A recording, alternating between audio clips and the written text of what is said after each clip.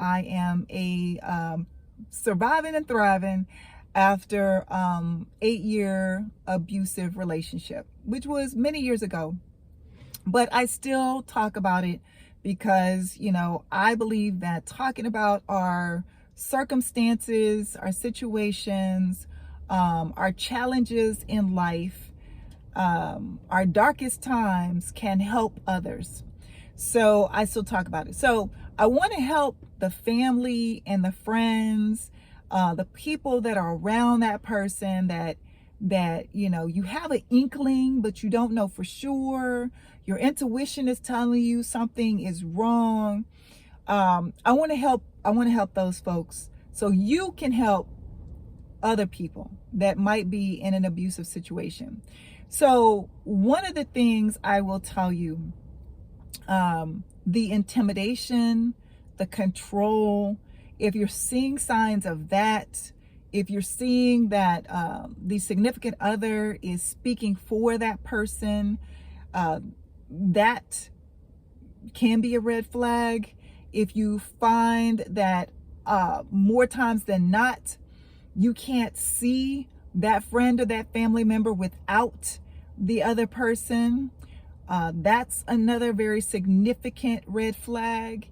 If you are with that person, your friend or family member, and they're constantly, having to be close to their phone, or they're on their phone communicating with that person, and I would say, watch their demeanor. Yeah, they could be sexting. It could be something totally different. But watch their demeanor while they're on the phone. And of course, if this is consistent, every time they're away from this person, they have to have phone in hand or near so they can immediately respond to text and to phone calls. That is another significant red flag. If the person, the individual, the perpetrator is continuously trying to move that person further and further away from family and friends and isolating them, that's definitely a red flag. If the person that you're concerned about, when you're out and about or doing things, they're very, very concerned, like a sense of urgency about the time that they have to be back home or contact that person, another big red flag.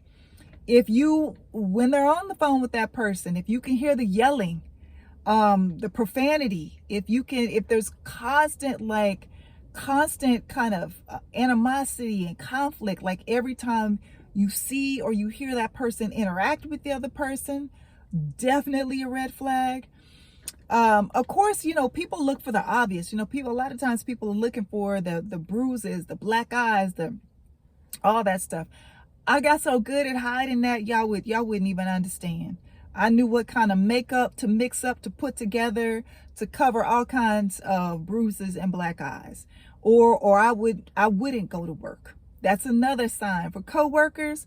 If this person is constantly out of work, and making up excuse after excuse, and they come back, you will see a total change in this person. Sometimes it's their dress, their attire, covering up more. My ex convinced me to dye my hair coal black. I look like a damn Morticia walking around here. Just all kinds of things that the perpetrator will impose on the person that they are trying to control.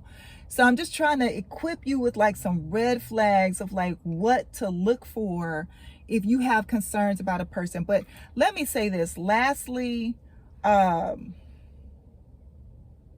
if your intuition is telling you something is wrong, 9 times out of 10 something is wrong. Now, you could have a couple that's in the honeymoon phase and all they want to do is talk to each other and be around each other. Okay, cool. You could have a couple that, their chemistry is all that, the passion is high, and they like sexting all day long. Yeah, you could have that. But healthy relationships maintain a sense of individuality. People have their own space and time to go to work, to go do things with family and friends. And if you find that their mate, their significant other is consistently blurring those lines, then you might want to check on your friend or your family member.